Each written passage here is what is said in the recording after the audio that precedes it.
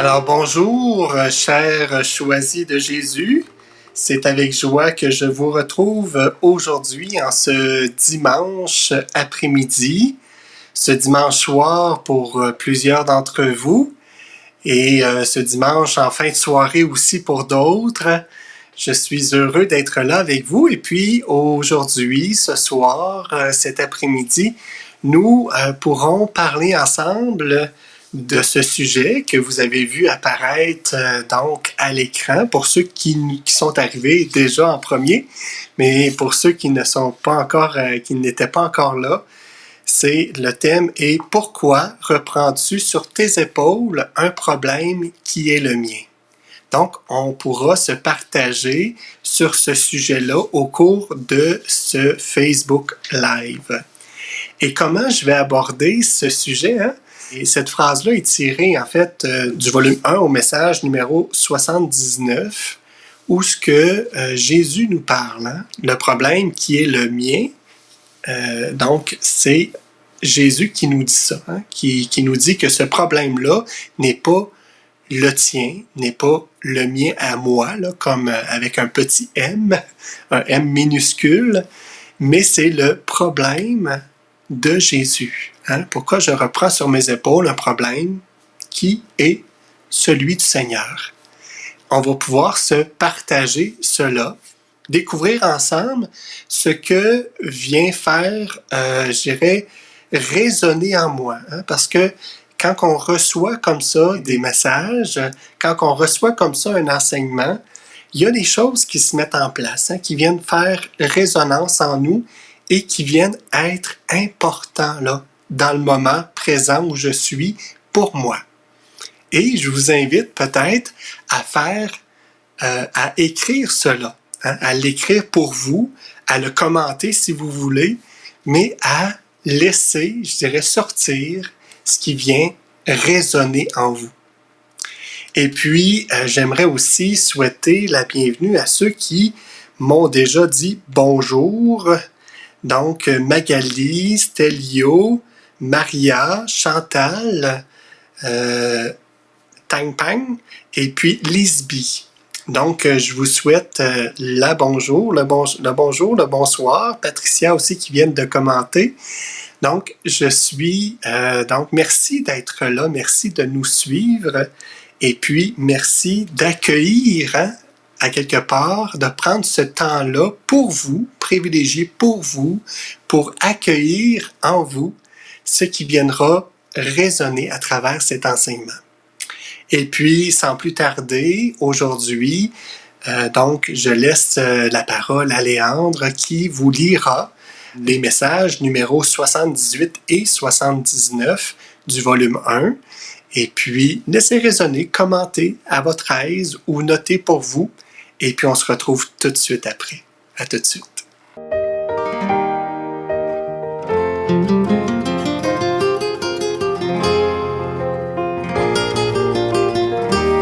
Bonjour à vous, chers choisis de Jésus.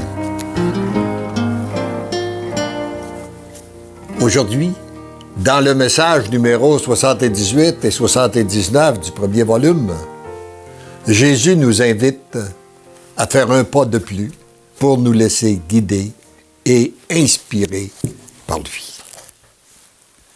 Mon tout petit, c'est toujours et uniquement l'amour qui peut tout arranger. Laisse-toi guider, inspirer et maîtriser.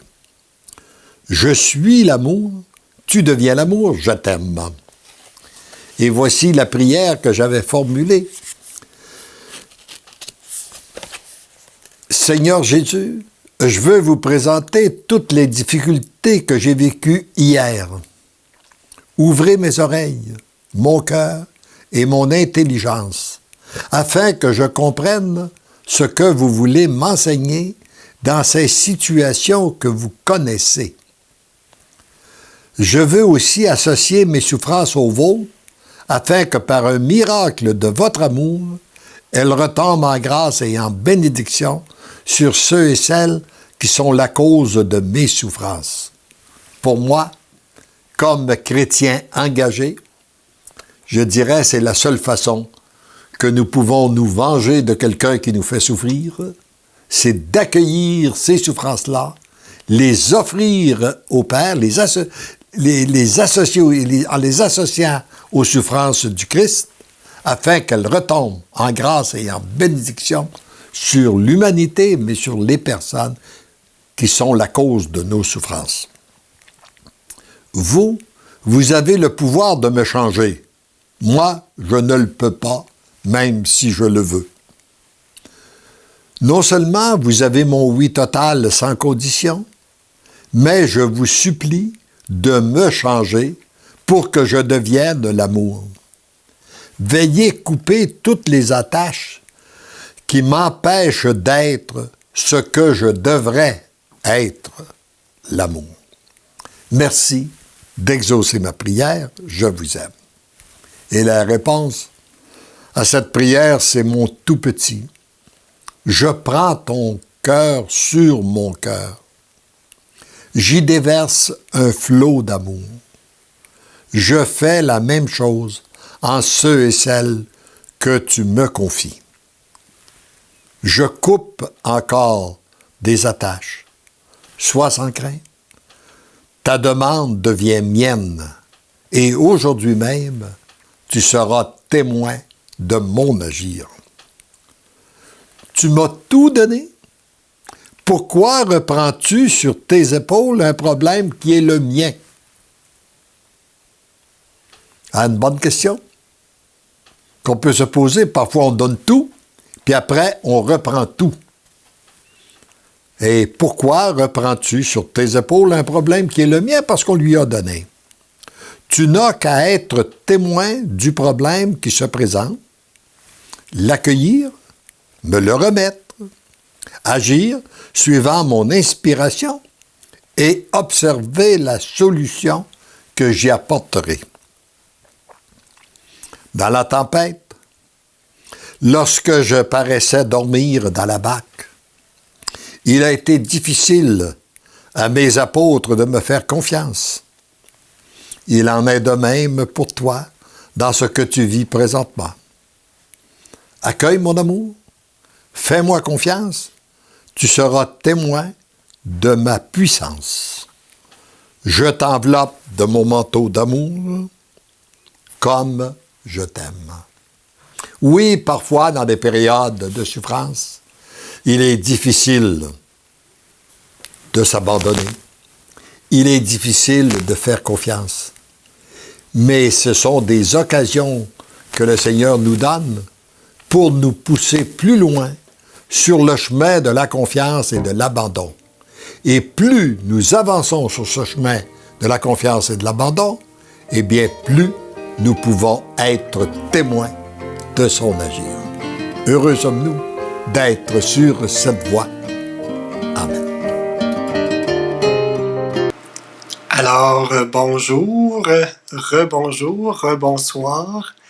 Je suis heureux de vous retrouver après cette lecture des messages 78 et 79 du premier volume. Et puis, je souhaite aussi le bonjour, la bienvenue à ceux qui se sont joints à nous, donc à ce Facebook Live en direct présentement, et à ceux aussi qui se joignent à nous là, en différé. Donc, bienvenue. Et comme vous l'avez entendu dans ces messages numéro 78-79, le Seigneur nous invite à tout simplement lui remettre nos problèmes. Nos problèmes. De temps en temps, on va parler de problèmes, on va parler de fardeau. Et puis ici, il est vraiment question de problèmes. Hein? Donc, de lui remettre complètement.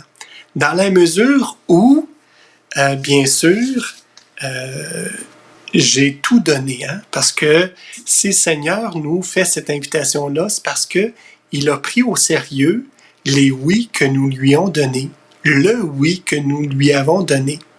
Et c'est dans cette mesure où nous avons donné notre oui, hein, un oui total, un oui sans condition, un oui irrévocable, qu'il nous dit, ben pourquoi hein, reprends-tu quelque chose sur tes épaules que tu m'as déjà donné par tes oui, par ton oui.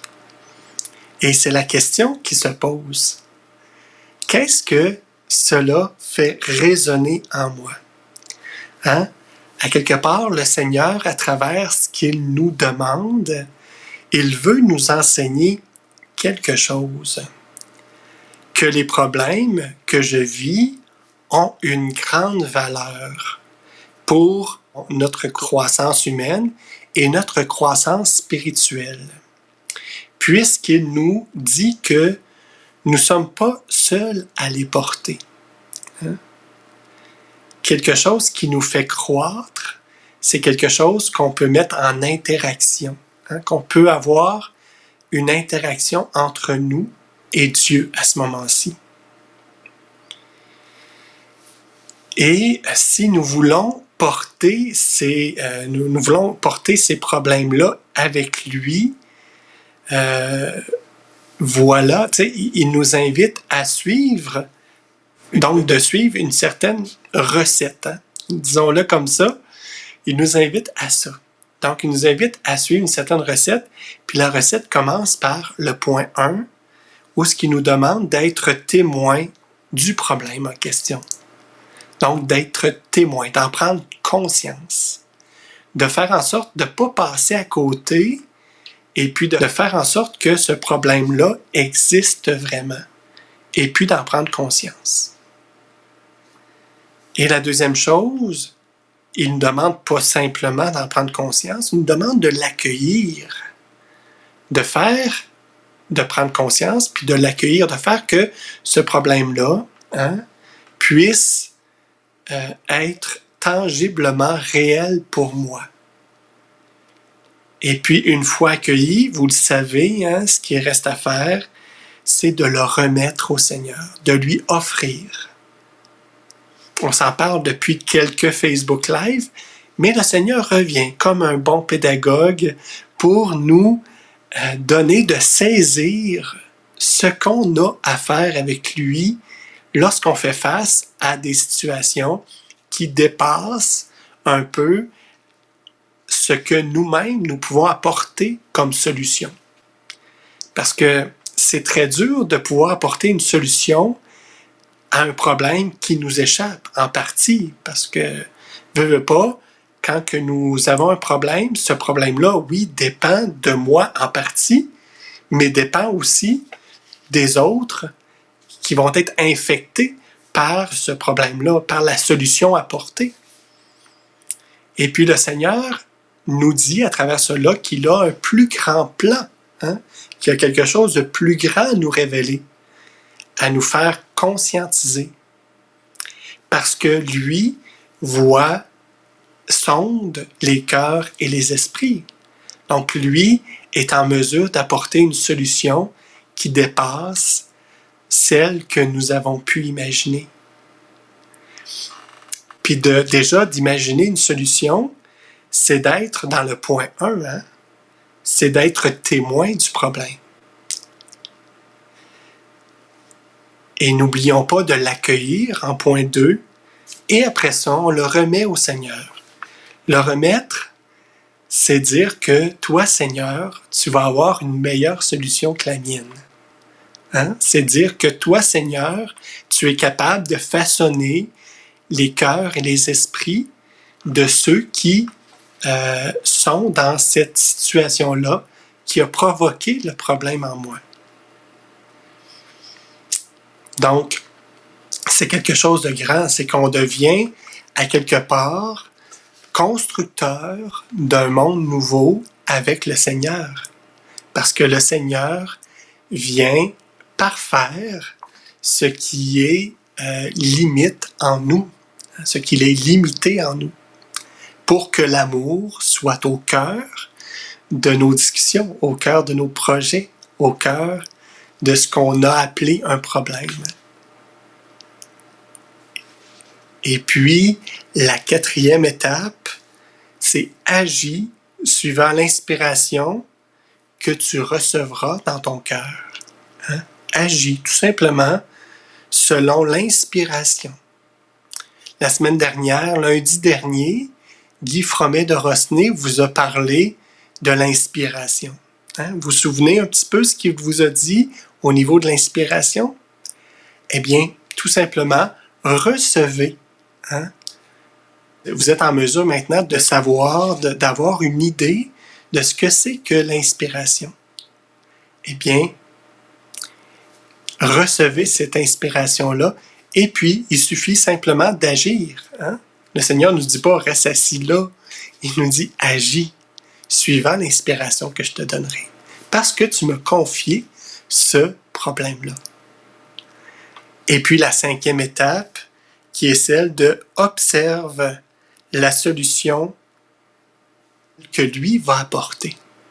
Observe cette solution. Parce que s'il y a un problème, je fais partie, oui, du problème, mais je fais partie aussi de la solution. Et je fais partie intégrante de cette situation-là que j'ai confiée au Seigneur et que je vais vivre avec lui tout en me laissant inspirer et je vais pouvoir, de mes yeux, voir, justement, observer la situation et voir les solutions qui auront été apportées.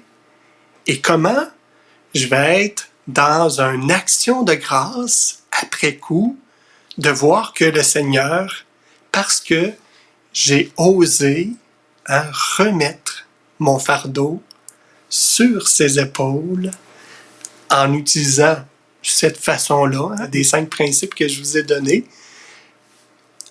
je vais être dans l'action de grâce parce que lui aura agi de façon éclatante, de façon lumineuse, de façon à ce que son amour soit au cœur de ma rencontre. Alors, je vous le répète, donc, sois témoin du problème, accueille-le, remets-le au Seigneur, agis suivant l'inspiration que tu recevras dans ton cœur, et puis observe la solution que lui apportera. Observe la solution que lui apportera. On dit au point 4, agis suivant l'inspiration. Peut-être qu'il y en aura plusieurs inspirations. Le Seigneur est pas... donc, il est riche. Il nous donne tout plein de cadeaux, tout plein de choses à réaliser pour que son œuvre, pour que cette terre nouvelle-là s'installe tranquillement dans ce qu'on vit aujourd'hui.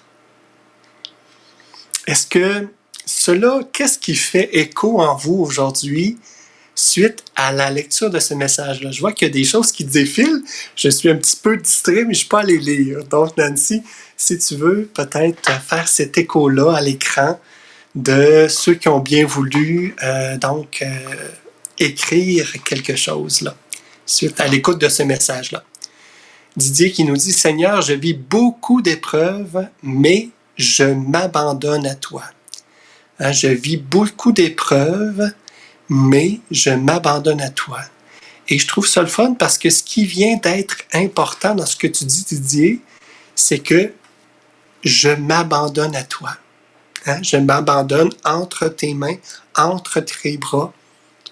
Puis, peu importe la relation de proximité que nous avons avec le Seigneur, le but, c'est de s'abandonner à lui. Comme tu le dis. Merci, Didier. Il y a Patricia qui nous dit « Seigneur, c'est vrai, les problèmes sont parfois trop lourds pour nous, alors nous avons tendance à reprendre sur nos épaules lorsque les choses arrivent à échéance, etc. Et qu'elles sont importantes parce que nous ne voyons pas de solution. Aide-nous. » C'est la tendance humaine que tu nous partages, Patricia, celle de vouloir porter tout seul des choses que nous pourrons aussi confier à d'autres. Et ça se révèle, ça se répercute aussi à travers le travail que nous faisons, à travers, je dirais, la tendance que nous avons à vouloir travailler seul ou en équipe, donc sur des projets qui pourraient aller plus vite si on travaillera en équipe. Et c'est beau de voir que on demande en fait l'aide du Seigneur. Seigneur, aide-nous là-dedans. Je prends conscience, je suis témoin de ce qui m'arrive. Et puis, je vais l'accueillir aussi. Et puis, Seigneur, viens m'aider. Viens m'aider. Merci, Patricia. Il y a Armel qui nous dit « Jésus, mon doux Jésus, je connais des moments très, très difficiles en ce moment. J'ai tant besoin de ta présence dans ma vie. Amen. » Donc, les moments difficiles dans ta vie, Armel, sont pas différents des moments difficiles que chacun peut traverser. C'est sûr que tes moments à toi sont particuliers parce qu'ils sont à ton niveau à toi. Mais chacun, on vit, oui, des moments difficiles. Ce qui est important, c'est de fixer, en fait, notre regard sur le Christ et de lui remettre tout ça. De prendre conscience, d'accueillir. Bien, des fois, c'est parce qu'on ne veut pas accueillir ce qui nous arrive. Puis, cette étape-là est primordiale, si on veut, que s'installe en nous l'amour que le Seigneur veut déverser en nous. Il faut accueillir, il faut donner. On passe souvent à l'étape de vouloir donner parce qu'on veut fuir, parce qu'on ne veut pas que ça nous arrive. Mais en fait, on a à accueillir cela. Ça, c'est très souffrant. Et puis, dans cette étape-là, sachez que nous avons tous ensemble à prier les uns pour les autres pour qu'on puisse accueillir chacun, en fait, cet espace-là, qui est l'espace de la souffrance qui nous habite, tout simplement, pour pouvoir la remettre au Père. Sachez qu'on est unis ensemble dans la prière pour cela. Puis, on prie chacun les uns pour les autres pour accueillir ces souffrances-là qui sont les nôtres. Laure qui nous dit « Seigneur, convertis mon mari et délivre des addictions au jeu. » Amen. Je vois que c'est pas facile. On souhaite des choses, on souhaite que quelque chose se passe et on est dans une espérance à quelque part que ça se passe. Mais le Seigneur, en son temps, prendra le temps de faire de l'espace en toi pour que tu accueilles cela aussi. C'est pas facile d'accueillir la souffrance. Comme je le dis, c'est quelque chose de difficile d'accueillir la souffrance. Parce que, à quelque part, c'est que je viens accueillir ce qui en moi que j'aimerais rejeter. Mais parce que, on le dit, parce que l'amour m'aime, je deviens amour, eh bien, si parce que l'amour m'aime, je deviens amour, à quelque part, je dois aussi apprendre à m'aimer, à m'aimer tel que je suis, dans mes forces, dans mes faiblesses, dans mes souffrances, dans mes joies, dans mes peines. Eh bien, à ce moment-là, oui, je vais être en mesure d'accepter cette situation-là et de réaliser, de voir, d'observer que oui, il y a des choses qui vont changer, puis ça va changer des deux côtés, autant du côté du mari que du côté de l'épouse, autant du côté de l'époux que de l'épouse. La situation va s'illuminer d'elle-même. Bien sûr, si je l'accueille et je l'offre au Seigneur. Antoine qui nous dit « Jésus, relève-moi là où je me suis senti faiblir. Viens à mon secours. » Donc, relève-moi là où je me suis senti faiblir. Donc, je t'invite, Antoine, là où tu t'es senti faiblir, d'accueillir cette faiblesse-là, de l'accueillir et de l'offrir au Seigneur. Et à ce moment-là, tu sentiras que dans ton offrande, tu te sentiras relevé, tout simplement, parce que le Seigneur aura de l'espace pour justement venir à répondre à ta prière, venir mettre en ton cœur tout l'amour dont tu as besoin pour continuer le chemin. Jean-Hugues qui nous dit « Seigneur Jésus, je te dis oui et je veux te rester fidèle. Je te confie tous mes oublis et tous mes manquements en ce temps de l'Avent. » Donc, Seigneur Jésus, je te dis oui. Je te dis oui, je veux te rester fidèle. Je te confie tous mes oublis et tous mes manquements. Tous mes oublis et tous mes manquements. À quelque part, souvent, je lis ça de deux façons. C'est que, à quelque part, si on confie tous mes manquements, tous mes oublis, c'est qu'on recherche un peu la perfection. Mais la perfection n'est pas de ce monde, mais dans l'autre, comme nous dit l'Évangile. Mais on a à tendre à ça. Puis c'est comment tendre à cette perfection-là? C'est de simplement en accueillant l'amour. En accueillant l'amour. Puis l'amour me permet de dire, encore là, je suis tel que je suis. Puis j'en prends conscience. Et puis, ça se peut que ça me fasse peur, ça se peut que j'aime pas ça, mais j'ai à accueillir ça pour lui offrir, pour que cela devienne amour. Puis, même à travers mes manquements, même à travers l'autre mot que j'oublie, donc, le Seigneur agira. Le Seigneur agira, puis ça sera de l'amour qui sortira de mes manquements puis de mes oublis. C'est le mot que j'oubliais. Mais c'est le Seigneur c'est l'amour du Seigneur qui passera à travers cela. Parce que je deviendrai l'amour, tout simplement. Et puis, en ce temps de l'Avent, je t'invite à espérer la venue du Seigneur dans cela, dans cet accueil-là de tes souffrances, de ta faiblesse, de tes faiblesses. C'est Françoise Marie-Martin qui nous dit « Merci Léandre, je lis tous les matins vos messages. Oui, j'ai tout donné au Seigneur et avant-hier, j'ai eu une très grosse contrariété qui m'a empêché de dormir et j'ai vu ce message dont vous parlez aujourd'hui.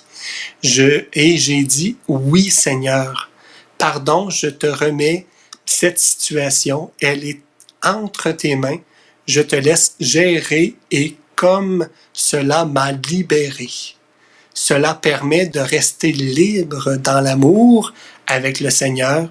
Je lui dis que je ne veux pas me laisser envahir par ce négatif. Et oui, il agit en prenant ce fardeau et nous donne la paix. » Merci de nous témoigner cela aujourd'hui, Françoise, où ce que tu nous dis que le Seigneur nous libère du fardeau et nous donne sa paix, parce qu'il agit réellement et c'est ce qu'il a fait. Donc, de ne pas vouloir se laisser envahir par le négatif, c'est simplement de prendre ce négatif-là et puis de faire exactement comme tu as fait, Françoise, c'est de lui remettre, de l'accueillir et de lui remettre. Merci de ce beau témoignage-là, de se sentir comme ça, aimé, et de sentir que l'amour circule, ça fait tellement du bien à notre âme, à notre corps et à notre esprit.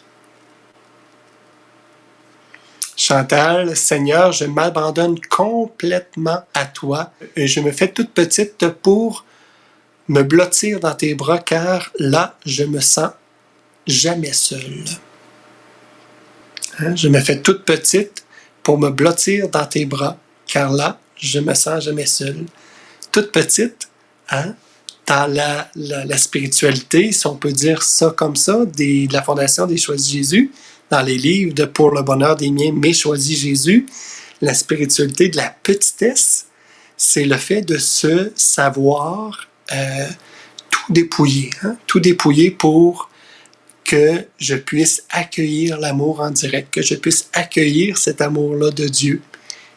Et puis, être blotti dans ses bras, c'est la proximité, c'est l'accueil, en fait, incessant, cet échange d'amour-là qu'on peut vivre avec Jésus.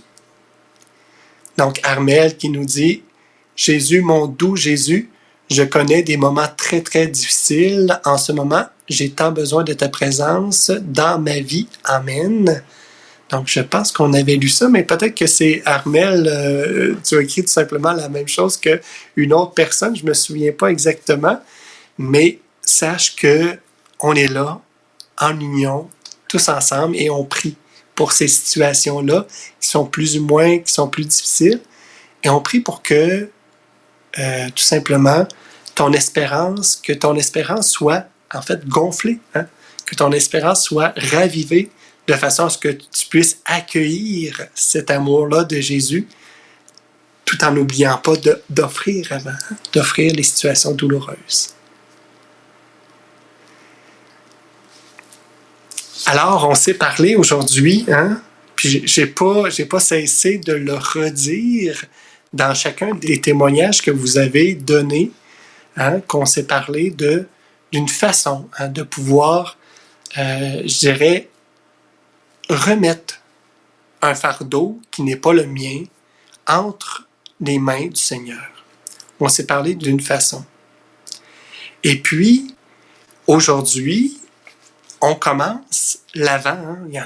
Il y en a des personnes qui ont témoigné qu'aujourd'hui, dans cette période de l'Avent-là, les 4 semaines qui nous séparent de Noël, est une période de l'Avent.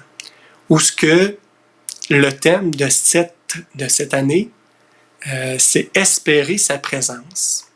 Hein? On voit ça dans la liturgie. Et puis, espérer sa présence, cela signifie de dire finalement, enfin te voici. Hein? Il y a une finalité à ça. C'est de dire, enfin te voici. Donc, espérer la présence du Seigneur, la présence de quelqu'un, c'est de dire, enfin, tu es là, tu es arrivé et je suis heureux de t'accueillir. Hein? C'est là la finalité de l'espérance. De l'espérance, de sa présence, d'espérer sa présence. Elle est là.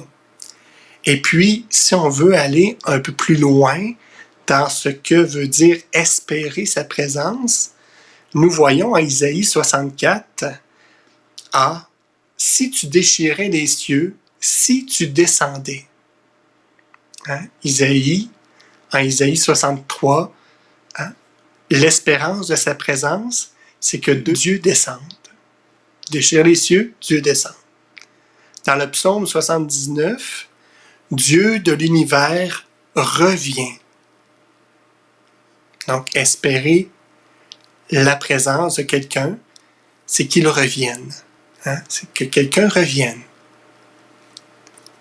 Dans 1 Corinthiens, on a « Nous attendons de voir se révéler notre Seigneur Jésus-Christ ».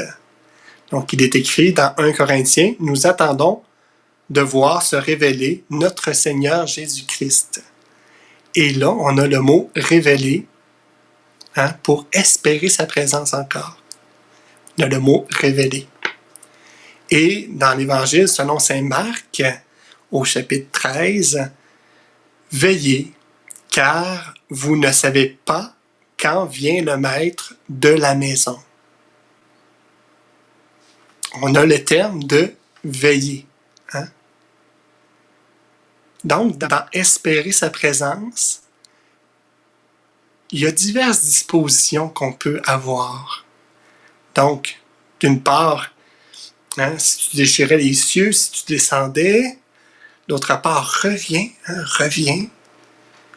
Hein, nous attendons de voir se révéler, hein, que se révèle, parce qu'il est là, mais il est tellement présent que finalement, il ne se révèle pas à nous, mais qu'il se révèle.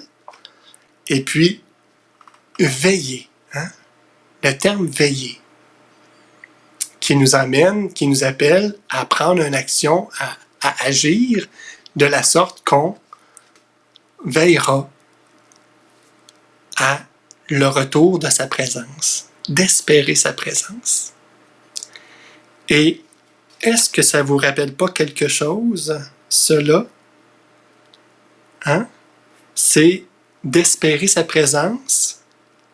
C'est pas ça un peu que le Seigneur nous invite à faire lorsqu'on prend un problème sur ses épaules et que pourtant on doit lui remettre? Espérer sa présence. l'espérance, hein, reviens, descends, viens m'aider. Et puis moi, j'ai à veiller pour que je puisse l'accueillir lorsqu'il viendra. Tout un projet hein, pendant l'Avent. Et puis sûrement que dans vos cœurs résonnent aussi d'autres aspects qui est d'espérer la présence du Seigneur. Espérer sa présence. Je vous invite à tout simplement l'écrire pour vous ou à le commenter. Mais hein, comment que l'espérance n'est jamais vaine? Parce que l'espérance va nous faire dire « Enfin, le voici ». Puis je suis sûr que dans chacune de nos vies, dans chacune des épreuves qu'on a vécues, il y a eu un « Enfin, le voici ». Comme nous témoignait tout à l'heure, tu sais, Frances, là, je ne sais plus trop, mais où ce que, enfin, il était là. Tu sais, enfin, le voici. J'ai retrouvé ma paix. Parce qu'il a agi. Une espérance qui n'est pas vaine. Voilà. Je regarde l'heure, il est déjà... ça fait déjà un bon bout de temps que je suis avec vous. Je vais déjà vous laisser. Je ne sais pas s'il y a quelques... Nancy, je te laisse aller, là, peut-être 3-4 commentaires si jamais tu as senti qu'il fallait qu'il y en ait d'affichés. Donc, Sylvie qui nous dit « Je t'aime Seigneur et j'espère en toi ». Voilà. Je t'aime Seigneur et j'espère en toi. À l'espérance. Patricia qui dit « Je veux garder mon regard fixé sur toi. Jésus, merci pour cet amour infini. Je t'aime, Seigneur. » Un amour infini.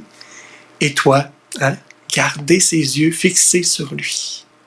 Je t'aime, Seigneur. Merci. Patricia qui dit encore « L'espérance nous aide à continuer à vivre dans la paix. » Effectivement, l'espérance nous garde, continue d'alimenter cette paix-là en nous. Merci. La semaine prochaine, on se retrouvera pour un autre Facebook Live avec le thème qui portera sur le passage qui nous mène à la plénitude de l'amour. C'est beau dit comme ça, mais vous savez, vous entendez peut-être un peu à travers ces mots qu'on va croiser certaines épreuves. Hein? Puis la plénitude de l'amour s'acquiert, bien sûr, avec certaines épreuves qu'on a à vivre. Hein? On reste humain dans tout. Et puis demain, nous aurons Guy Fromet de Rosnay qui viendra avec les sujets suivants, hein? Le prêtre, les vertus théologales et le danger de l'indifférence. Beau programme pour demain avec Guy. Et puis, moi, je vous laisse en vous redisant tout simplement ceci, hein?